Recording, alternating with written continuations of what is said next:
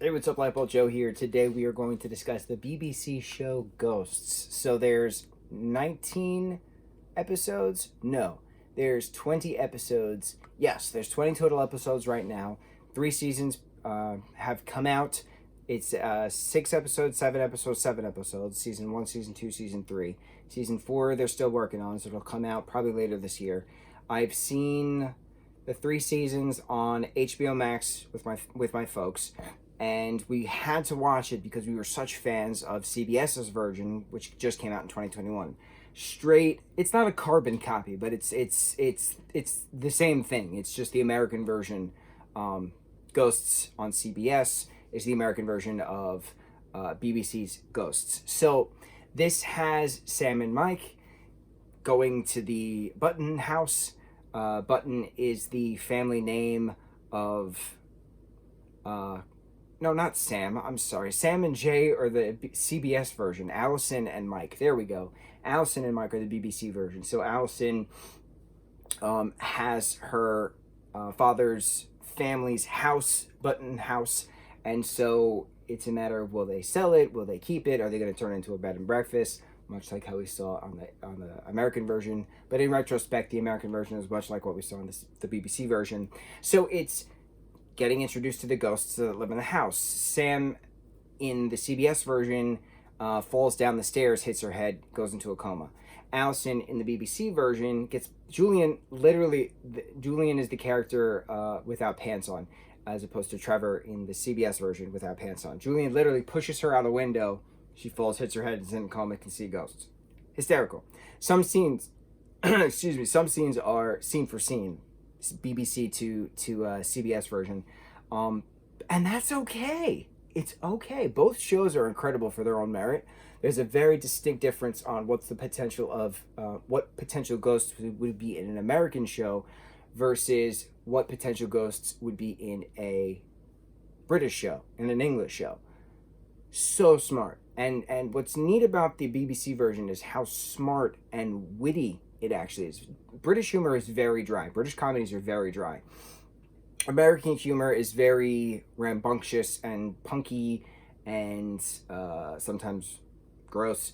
But like, that's American humor. British humor is very dry. It's very callous sometimes, and it's witty, and it works. So to have these different characters interact with these livings, as they call them all, it's very cool seeing the different time periods represented within that the British aspect. So you have Robin, who's a caveman. I'm just trying to think who died in what order. Robin is a caveman. You have Humphrey, who's the headless guy. We have Crash, the headless guy, in the CBS version, but we only see him in like 3 episodes, as opposed to Humphrey, who's in almost every episode, which I really like. So he was like 1600s.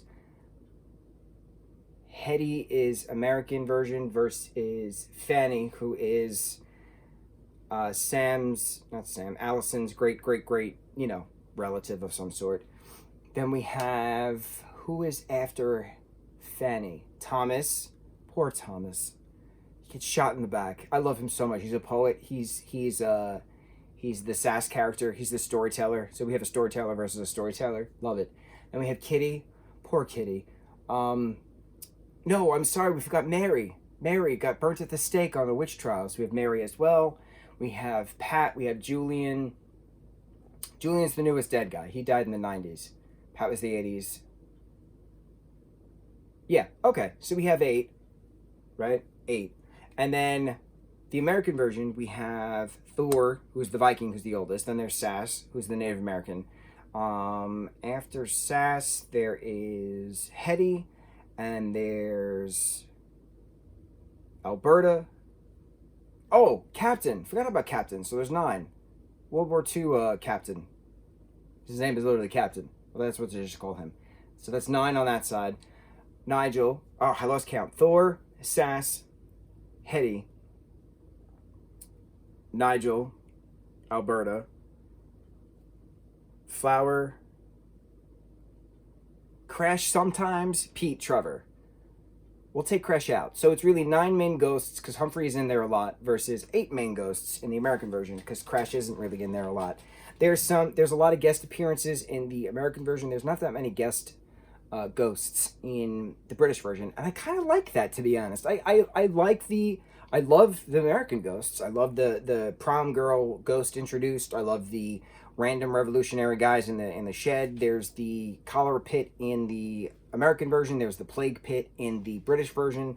Some things are it makes sense because obviously that was the thing. There wasn't the plague in North America at that time period. There was the plague, ravaging through Europe at that time. It's very cool exploring the different history. I love history, certain histories. So it's very neat seeing the different time periods represented through these incredible actors, keeping their characters so true to the time.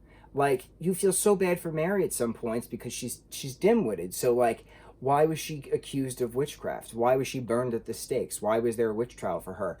Did she say something Mary-like, and someone was like, witch, even though it was just Mary-like? She's not that smart. So, like, it's just very interesting trying to figure out how these certain individuals died, why they can't leave the property, what's going on with this, what's going on with that. Will Alice and Mike open up a hotel?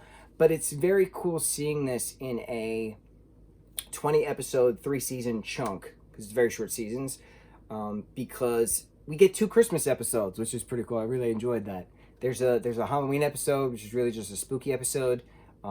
Very cool ending with everybody having Mary's dream, which was really scary, but it's so well done, and I really like that Allison and Mike's characters are doing different things with the house. So it's not just a wedding venue, it's a community center, basically. Like, they're having different people do meetings and stuff. So there's a whole group therapy session of the ghosts, and they're all talking about stuff and realizing things about themselves that they haven't realized for hundreds of years. And it's just so cool seeing that.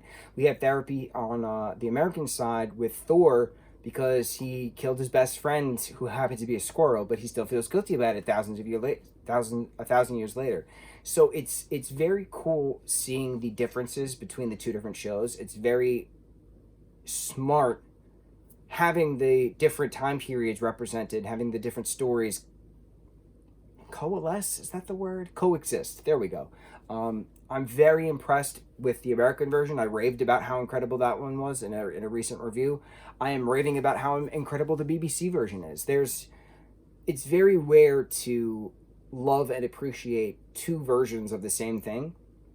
Normally, it's ripped upon it when American television just takes something and changes it, right? So, for instance, Train to Busan, right? It's a Korean horror film, came out, I don't know, 7-8 years ago, something like that. Incredible horror film. Incredible horror film. There's an American version coming out. I think it's called Train to New York. No, there's no purpose of that. Absolutely no purpose of that. The only reason they're doing it is because some people don't like to read subtitles. So how dare those Korean actors not speak English? That's not how the world works. And so many people, I remember when they announced that they were doing Train to New York, we were like, oh, hell no. Grow the F up and read the damn subtitles. It's not hard. It's really not hard. Korean horror films are incredible. Scary as hell.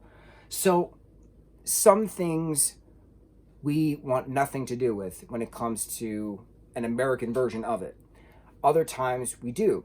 For instance, The Office was originally a show in England, and then it was made into an American show, and it did absolutely incredible.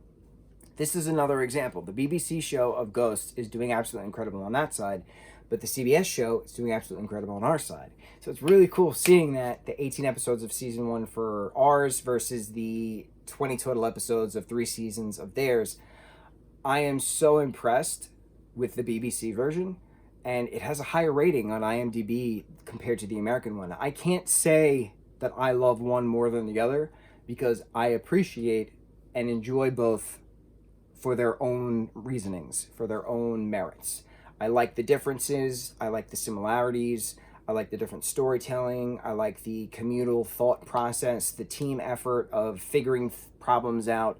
One of the coolest episodes of the BBC show, for instance, was there was 2 robbers in the house. Allison was out at a party, Mike was sleeping, and the ghosts were trying to figure out how the hell to get Mike's attention because they couldn't get a hold of Allison.